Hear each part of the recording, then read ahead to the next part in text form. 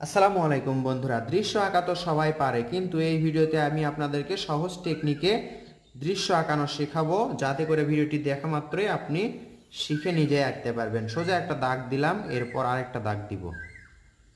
এই দুইটা দাগ দেওয়ার পর দেখুন আমরা কি করব। এখানে একটা অর্ধবৃত্ত আঁকবো, সুন্দর করে অর্ধবৃত্ত আঁকবো। এই অর্ধবৃত্ত দ্বারা কি বোঝানো যাচ্ছে, এখানে মনে হচ্ছে একটা সূর্য। আমি বলেছি যে আপনাকে সহজ টেকনিকে দৃশ্য আঁকানো শেখাবো। হ্যাঁ, তাই দেখে নিন কিভাবে সহজ কৌশলে দৃশ্য আঁকতে হয়। দুইটা দাগ এদিকে দিলাম, এরপর দেখুন এখান থেকে আরেকটা দাগ একই রকম করে ভাঁজ করলাম এবং ডাবল করলাম। এই তো ডাবল করলাম। এরপর দেখুন এখানে যে ভাঁজটা আছে সেই ভাঁজটায় আবার বিপরীতটা করলাম। 1 2 3, এটার সাথে এটা লেগে দিলাম এবং এটার সাথে এটা লেগে দিলাম। আর এটা চাইলে আমরা এভাবে ডাবল করব। নিচের অংশটা আমরা ডাবল দাগ দিব।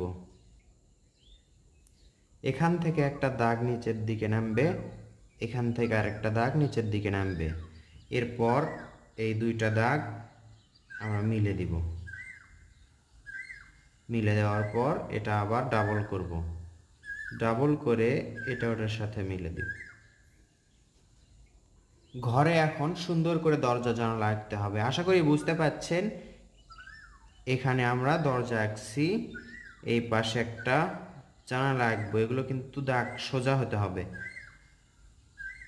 জানালা আঁকলাম, এই দুইটা ঘর, এটা কিন্তু সূর্য। এখানে একটা জানালা আর এই পাশে একটা দরজা। দরজাটা কত দূর হবে? উপরে যে দাগটা দেখতে পাচ্ছেন এই দাগ পর্যন্ত হবে। মাঝে আরেকটা দাগ দিলাম। এই যে উপরের দাগটা দেখতে পাচ্ছেন, এই দাগের উপর দিয়ে আমরা এভাবে করে আঁকবো, যাতে করে মনে হবে এগুলো হচ্ছে দূরের গাছপালা। দেখুন, দেখে মনে হচ্ছে নদীর ওই পারের গাছপালা। এখানে আমরা সূর্য রশ্মি আঁকবো, একটা ছোট দিব একটা বড় দিব। বন্ধুরা, যখন ছোট বাচ্চাদেরকে ড্রয়িং শেখানো হবে তখন শুধু ড্রয়িং করাতে হবে, রঙের প্রতি গুরুত্ব না দিলেও হবে। প্রথম দিকে শুধু ড্রয়িং শেখাতে হবে। এরপর ড্রয়িং যখন পাকা হয়ে যাবে, ড্রয়িংয়ের হাত যখন ভালো হয়ে যাবে, তারপর থেকে রং করাতে হবে। এই দরজা থেকে একটা রাস্তা আঁকবো,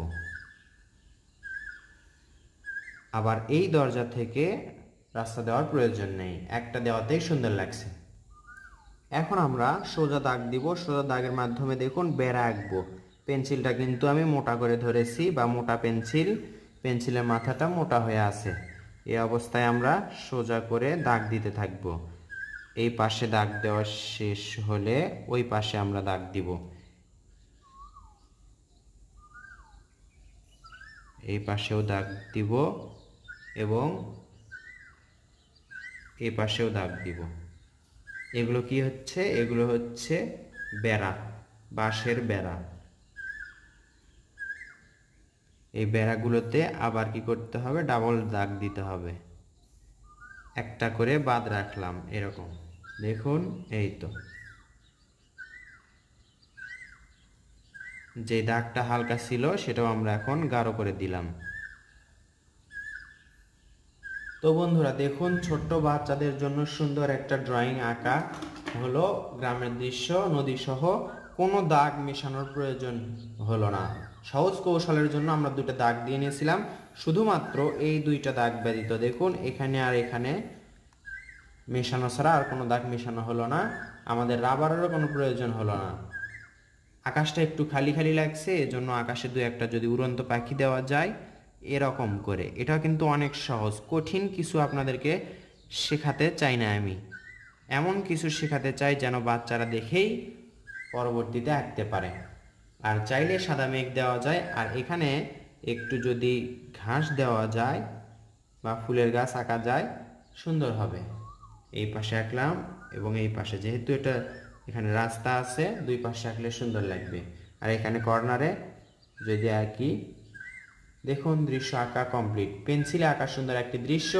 কেমন লাগলো কমেন্ট করে জানাবেন। ভালো লাগলে লাইক কমেন্ট শেয়ার করবেন। পরবর্তী ভিডিও দেখার আশায় থাকবেন ইনশাআল্লাহ। ধন্যবাদ সবাইকে। আসসালামু আলাইকুম।